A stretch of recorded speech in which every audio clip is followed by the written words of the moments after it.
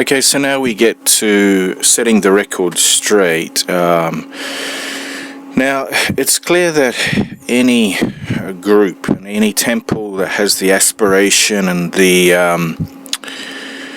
the true ideal of setting up a temple for their own personal development and spiritual growth is fine. It's fine because there is no one Golden Dawn. The link to the original, which was founded in England, Europe in 1888, nobody has the direct lineage.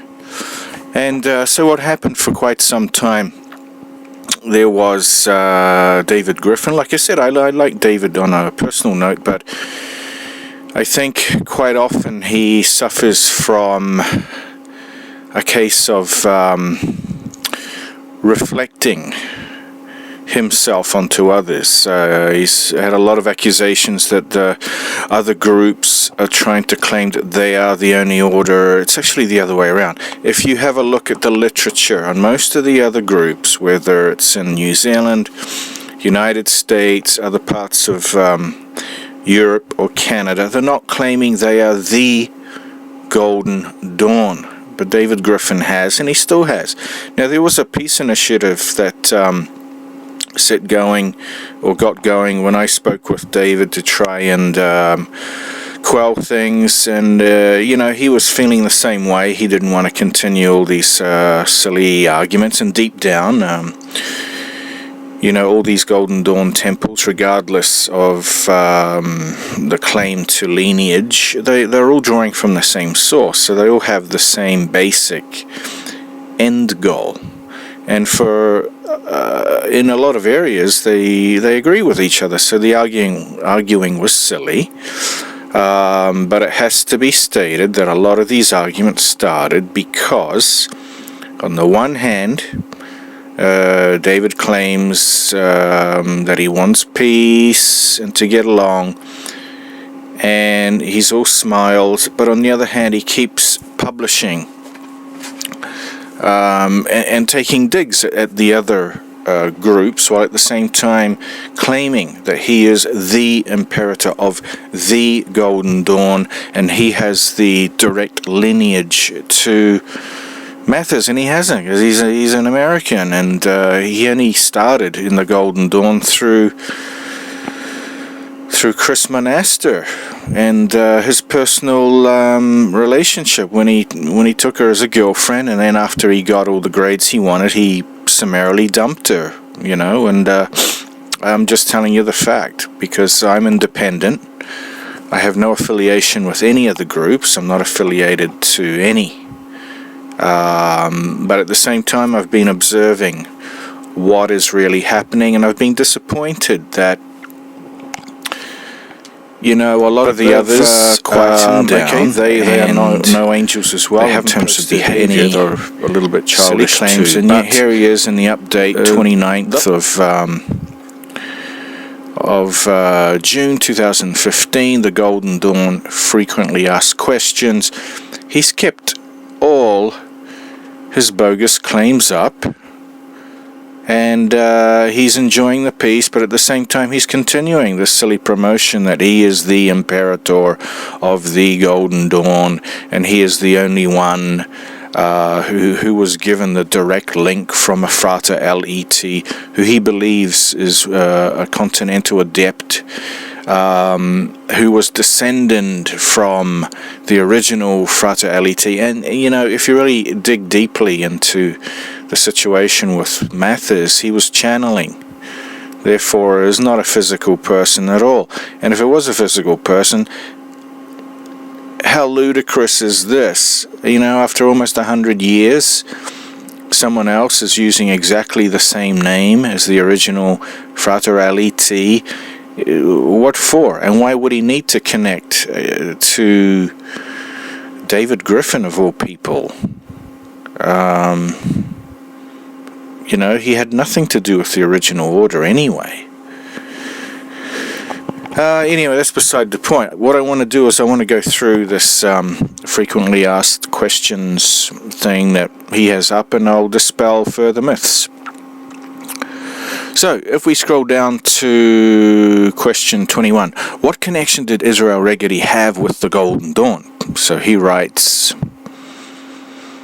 Israel Regardie, born Francis Regardie, was born in 1907 in London, England, to poor Jewish immigrant parents and emigrated to the United States with his family at age 14.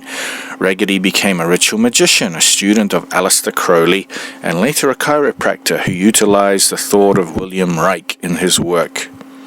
Beginning in 1928, Regardie traveled through Europe as Crowley's lover, secretary, and student. I don't know about the first part, if he was his lover. I never heard that before. I know he was a secretary and student, though. In 1934, after parting with Crowley, Regardie joined the Stella Matutina, a schismatic offshoot of the Hermetic Order of the Golden Dawn, where he eventually attained the Adeptus Minor 5 = 6th grade. Regardie eventually broke his vows of secrecy and published the Golden Dawn initiation rituals and skeletal aspects of the RR at AC, etc., etc., etc. Then he goes down and says, due to Regardie's publications, the Golden Dawn's teachings have subsequently impacted nearly every aspect of the Western esoteric tradition, and great public interest has been awakened in the Golden Dawn's magical system. Yes, this is true. He certainly has. And thanks to the Ciceros, the Regardie's publications have become very, very well known. And if it wasn't for the Ciceros, he wouldn't have been that well known. It's quite disputable that it would have had the same impact. But anyway, Regardie's publication of the Golden Dawn has impacted just about every, if not every, modern Golden Dawn temple in some way or another. Now, he goes on to say, this has been a mixed blessing, however, as the Golden Dawn was nearly destroyed by it as well. Well, I don't think so, because when he published it, actually, it was in the 1930s. And in the late 1930s, and okay, there were a few there, but of course there was the war, which was already, having a negative impact on memberships and all these secret lodges. And, it was already fizzling. It was already fizzling at that point. The only lodge that was active at the time was the Wharara in New Zealand. All the others were more or less dying out before he published it. So in a way, he did them a favor. Okay, that's disputable by some, but anyway, it's not a definite. So many Golden Dawn and Derivative Order temples closed or became dormant following Regardie's publication of original HOGD and RR at AC material. Well, firstly, it was never called the HOGD. The original order was not. He's got that wrong. And secondly, many Golden Dawn and Derivative Order temples closed or became dormant following Regardie's publications. To be honest, when it was first published, it was shelved until much later. For a decade, till the Ciceros had a very minor impact, became interested in it and started, talking with him, and then, they republished it, etc., and it started gaining popularity around the 1960s, 1970s. So that claim is also not quite accurate. Right, then he goes on to say, even worse, the internet has been flooded by a host of recent American groups confusingly calling themselves Golden Dawn, but having no connection whatsoever to the original Hermetic Order of the Golden Dawn, founded in Europe in 1888. This has resulted in a great deal of public confusion. Well, maybe it has, but David Griffin has added to that confusion by claiming he has a direct lineage to the original Order, which was not called the Hermetic Order of the Golden Dawn anyway. So how come he's got that fact wrong, if he was linked to the original? and calling yourself Imperator of the Golden Dawn, pointing their fingers at others, and yet he's doing the same thing. So this is what I'm saying. He's reflecting. He is reflecting. Now, he has, like the others, a valid Golden Dawn group because he formed it, and he's using a common source of information, and he's added some information from the people he knew, which is all good. And if you want to join his order, good. I have nothing against that. If you want to join the Cicero orders, good. If you want to join Nick Farrell's Moa, good. If you want to join Pat Zaleski's order that Martin Thibault and Tony DeLuce are inherited his lineage from, good. And any others, that's fine. And if you want to make your own temple, that's fine. Because there is no one organization that oversees the modern Golden Dawn temples now. There hasn't been. The Stella Matutina, which became the Wharara, after transferring the headquarters, Falcon transferred the headquarters from England to New Zealand, was the last direct link. And after that closed down, the lineage was broken with Regardie. He never had the direct link, but he was a student of Crowley, and that's where the link was, because Crowley was a student of Mathers.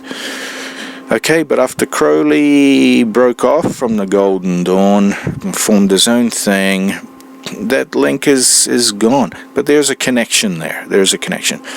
So once again, there is no connection whatsoever to the original in terms of direct lineage. Okay, but there is a common source. So all these temples are valid.